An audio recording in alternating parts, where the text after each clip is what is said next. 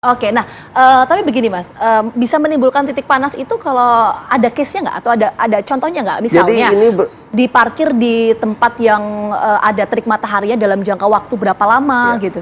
Ada nggak tidak, sih? tidak. Jadi Hitungan seperti ini? kalau kita pernah praktikum fisika di SMP, SMA gitu ya, itu bisa terjadi lama, bisa terjadi cepat, itu tergantung dari sudut serta jarak dari lensa tersebut ke Ya. objeknya gitu ya. Jadi tidak bisa Ukur berdasarkan waktunya ya? tidak bisa berdasarkan waktunya. Cepat sekalipun bisa, tidak terbakar sama sekali pun bisa gitu. Dan sekali lagi saya ingatkan, itu adalah hal yang sangat kecil kemungkinannya, tapi tidak sulit bagi kita untuk menghindari hal tersebut. Jadi kita tinggal letakkan saja botol semua yang berkaitan dengan yang bisa bersifat seperti lensa itu di tempat yang terlindungi dari cahaya matahari, serta yang paling penting benda-benda yang mengandung alkohol, mengandung bensin, sebaiknya tidak diletakkan di dalam mobil sama sekali. Ya, apalagi yang langsung bisa terpantul langsung dengan sinar matahari itu tadi. Betul. Ya, karena yang dihitung bukan waktu tapi soal jaraknya itu. Betul. Ya, itu yang bisa menjadi pemicu. Nah, saya mau ke Dokter Mila lagi.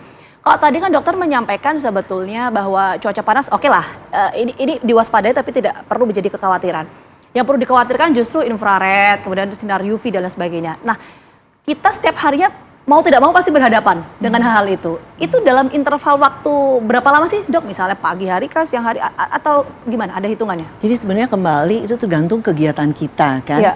Jadi kalau memang kita orang outdoor, orang lapangan, misalnya maaf Bapak Ibu petani kita atau polwan, polisi wanita, itu kan terpapar terus di lapangan. Tentu mereka harus punya proteksi perlindungan yang lebih baik daripada mungkin kita yang di dalam ruangan. Ya. Nah, karena kita tahu ultraviolet A itu sepanjang hari ada, mendung pun dia ada.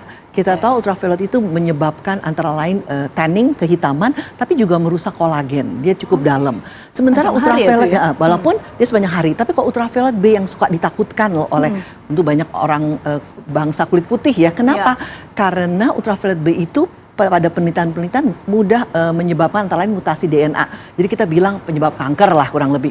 Tapi sebenarnya jumlahnya kecil ya, cuma 2,5%. Tapi puncaknya memang terbanyak di jam 10 sampai jam 4 sore. Tentu kita bisa bilang, aduh hindari deh hal-hal yang berkaitan dengan kegiatan yang di jam segitu, tapi atau pakai proteksi yang betul, ya kan? Nah, jangan lupa bahwa tadi kegiatan kita lihat sehingga apapun kita perlu sinar matahari, terutama ultraviolet B untuk pemicu vitamin D kan. Jadi juga jangan sampai nggak kena ya.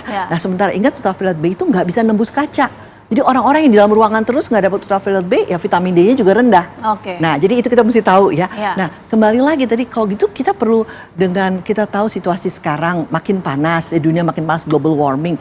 Sebenarnya kan pemicu panasnya infrarednya. Nah infrared itu juga sebenarnya kurang baik, bukan tadi kaitan sama kanker, tapi karena dia penetrasi ke kulit kita sangat dalam, lama-lama dia akan merusak kulit. Nyun sewu, ini kita kalau lihat saudara-saudara kita yang Bapak Ibu petani, kan kita bisa lihat ya kalau mereka nggak pakai caping, berjam-jam tiap hari pekerjaan mereka di matahari. Mudah sekali kulitnya rusak, yang kita lihat keriputnya kok cepet banget ya dari umur berapa. Karena tadi infrarednya banyak dan masuk ke dalam kulit cukup dalam sehingga kerusakannya penuaan mereka tuh jadi sangat cepat. Nah, jadi tentu pertanyaan berikutnya harus bagaimana dilindungi.